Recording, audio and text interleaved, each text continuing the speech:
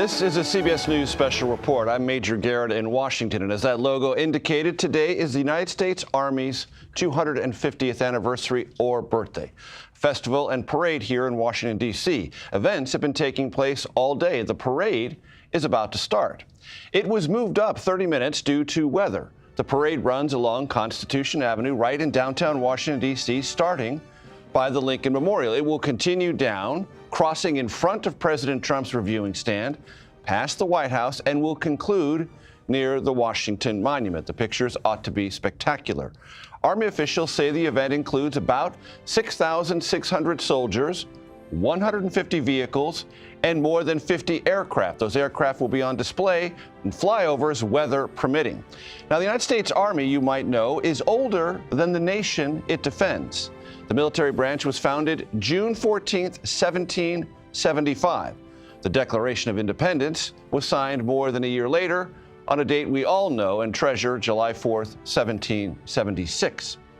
Today's celebration also, coincidentally, falls on President Trump's 79th birthday. The cost of this parade has been a topic of conversation here in Washington and across the country. And despite the Trump administration's attempts to make spending cuts across the federal government, an Army spokesperson tells CBS News the festival and parade will cost anywhere from $25 million to $45 million. Now, this parade will be broken down into eras of the Army's service to our country, based on 10 separate war times in the United States Army's history. So it will start, of course, with the Revolutionary Era and end with what the Army calls the future, meaning the future of warfare. It will culminate in an enlistment and a re-enlistment ceremony. There will also be a parachute jump, again, weather permitting, by the Army's Golden Knights, a concert, as well as fireworks. We're also expected to hear from President Trump. I want to go first to our Nikole Killion, who is along the parade route. Nikole, set the scene for us. What are you hearing? What are you seeing? Well, Major, as you mentioned, we are celebrating many things here today in terms of the president's birthday, in terms of Flag Day, in terms of the Army's 250th anniversary. And that's really where the spotlight will be in terms of this parade that we will witness, which, as you mentioned, is starting a little early due to weather. And the parade we will see here will really tell a story about the history of the Army from its inception on June 14th, 1775.